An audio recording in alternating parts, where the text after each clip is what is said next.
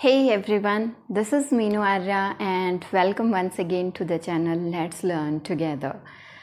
आज हम कर रहे हैं एक ऐसा एसे या पैराग्राफ जिसके अंदर 20 के आसपास टॉपिक कवर हो जाएंगे।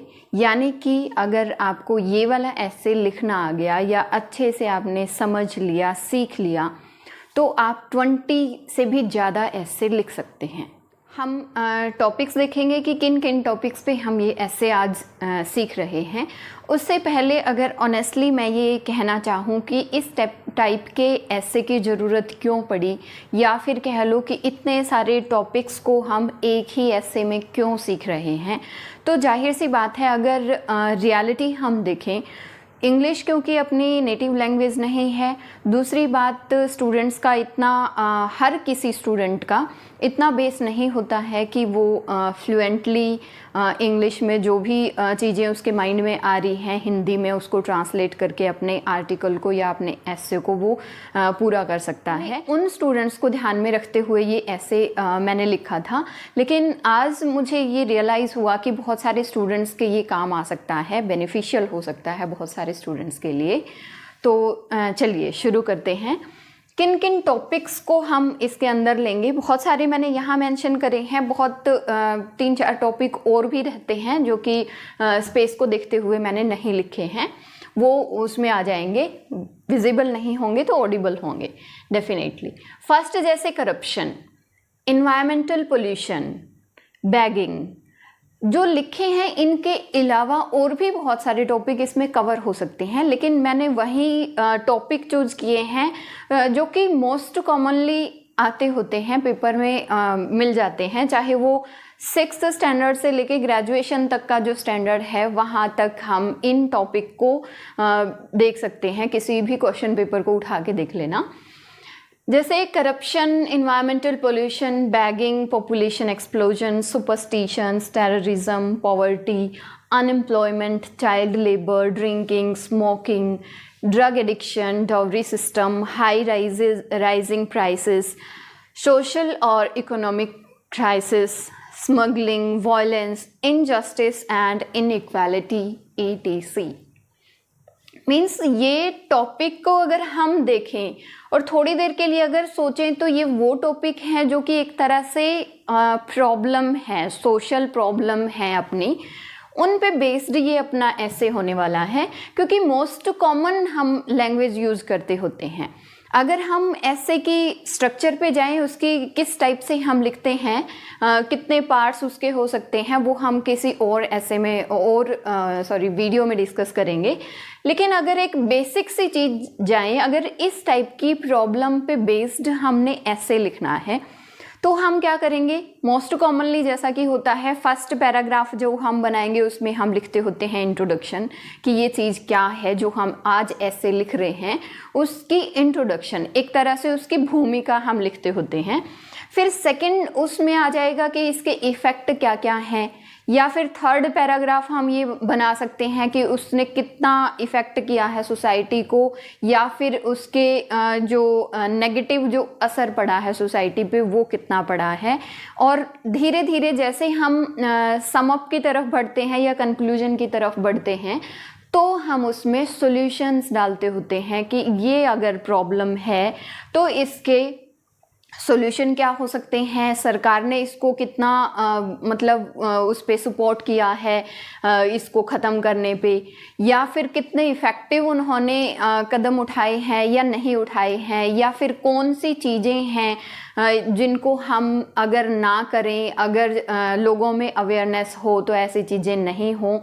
मीन्स कंक्लूजन की तरफ बढ़ते बढ़ते हम किसकी तरफ जाएंगे, उस चीज़ के सॉल्यूशन की तरफ जाएंगे।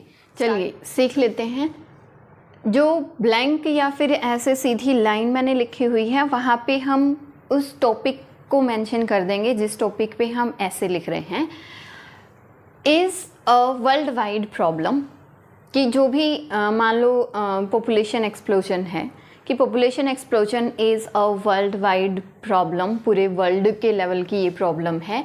In the last 2 or 3 decades people have become more and more aware of this problem, कि लास्ट 2 और 3 डिकेड्स जो हैं, यानी कि 20 से लेकर 30 इयर्स अगर पहले तक हम देखें तो लोग इसके बारे में और ज़्यादा जागरूक हुए हैं। It is a very serious problem, बहुत सीरियस प्रॉब्लम है। The middle and the poor families are the most affected by it. कोई भी प्रॉब्लम है वो सीरियस ही होती है। कॉमन सी एक लैंग्वेज हम सीख रहे हैं कि सीरियस प्रॉब्लम है, और जो कोई भी प्रॉब्लम होगी उससे अफेक्टेड कौन होंगे? मिडिल क्लास जो फैमिलीज़ हैं या फिर पुअर फैमिलीज़ हैं। जो अपर क्लास लोग हैं वो कभी भी किसी भी प्रॉब्लम से अफेक्टेड नहीं होते हैं। तो जो सीरियस प्रॉब्लम है, मिडिल और poor families are the most affected by it. It is increasing like a cancer की तरह से इंक्रीज हो रही है। This evil is a great problem in the way of progress और सक्सेस। कोई भी प्रॉब्लम हो वो किसी जो प्रोग्रेस है, उन्नति है या फिर सफलता है, उसके रास्ते में एक तरह से क्या होती है? प्रॉब्लम ही होती है, आड़े ही आती है उसके। ये हम उसकी एक तरह से क्या कह सकते हैं कि वो हो जाएगी इंट्रोडक्टरी जो पार्ट है अपना ऐसे का, वो हो जाएगा।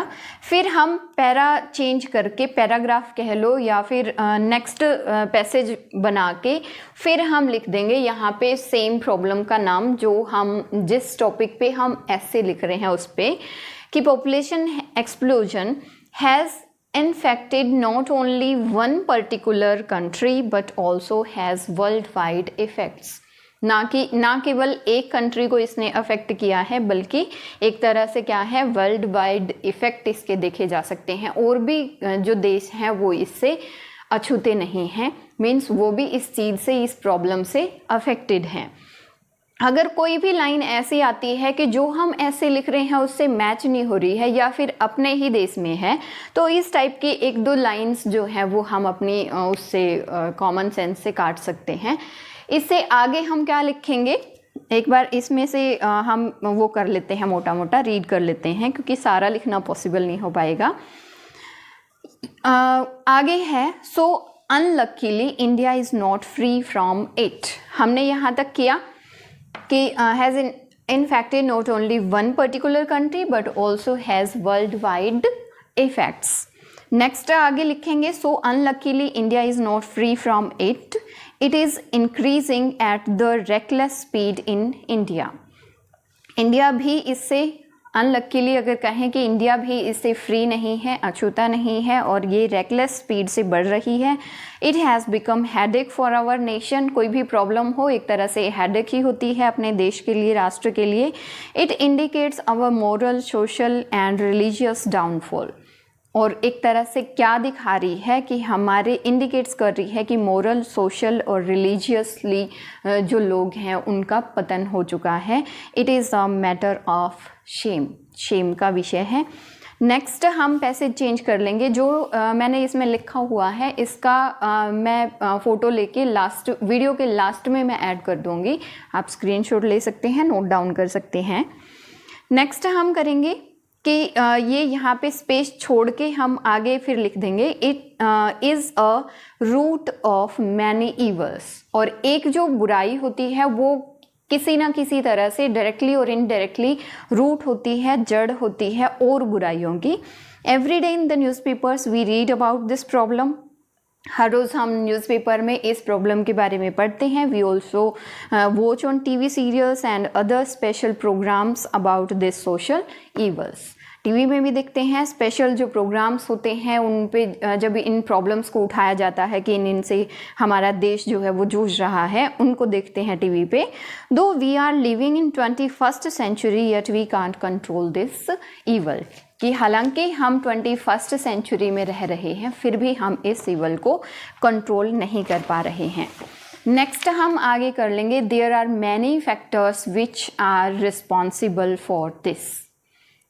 इसका नाम मेंशन कर देंगे कि बहुत सारे फैक्टर्स हो सकते हैं। अगर हम देखें कि क्या चीज़ें इसके लिए रिस्पॉन्सिबल हैं, फर्स्ट पैराग्राफ में हमने इसकी इंट्रोडक्शन की कि कैसे ये प्रॉब्लम जो है बढ़ रही है। फिर हमने नेक्स्ट पैराग्राफ में इसके कॉजेज़, एक तरह से कारण क्या हैं, किसकी वजह से ये बढ़ रही है, वो हमने डिस्कस किया। फिर नेक्स्ट पैसेज में हम इसके इफ़ेक्ट क्या है सोसाइटी पे, इसका असर क्या पड़ रहा है वो, और फिर धीरे धीरे एंडिंग में कि इसका सोल्यूशन क्या हो सकता है वो हम पढ़ेंगे।